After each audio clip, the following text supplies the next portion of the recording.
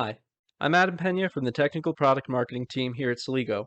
I'm going to cover some enhancements to the Excel Online connector and a new template helper that offers pre-built flow steps.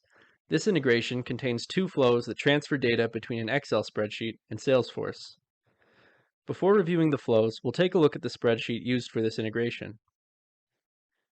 Suppose that you're a sales manager tracking the account executives that your BDRs work with and the outreach territories to which they've been assigned. You might use a spreadsheet like this to keep track of these details at a high level. We'll review two flows that sync data bidirectionally between Excel and Salesforce. Now, this first flow handles integrating data from that Excel spreadsheet to Salesforce. The first step of this flow was built using a pre-built flow step from a template. When you're building a flow and adding a flow step, you can select one of these template steps in the process of adding an application like so. Before clicking Create Flow Step, scroll down and you'll see the Marketplace flow steps. The first step of the complete flow was built from the Read All Data from Worksheet step. Going back to the finished flow, let's take a look at this completed step. A major enhancement to this connector is the upgrade to OAuth 2.0 for authentication when creating a connection. Users no longer need a client ID and secret.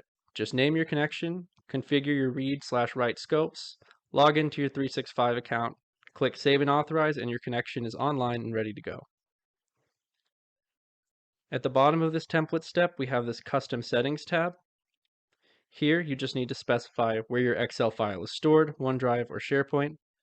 Select the workbook your sheet is in from this automatically populated dropdown. Enter the name of your spreadsheet, and check this box if your worksheet has column headers in its first row. And that's all it takes to get your spreadsheets involved in flows. The spreadsheet data will then be sent to Salesforce to create BDRs as contact records for your business. In this final step, the IDs of the created contacts will be written back to a column in the spreadsheet. Now our second flow will deal with the sync in the other direction, reflecting changes in Salesforce to our spreadsheet. Once again, a template helper flow was used to start this step. This helper was created for imports to simplify adding to and updating rows in your spreadsheet. You can see with a couple of flows and a few steps, we've created a bidirectional sync to automate the transfer of data between a high-level spreadsheet and our CRM. The streamlined connection process and template helper flows for this connector make it easy to incorporate Excel spreadsheets into your integration strategy.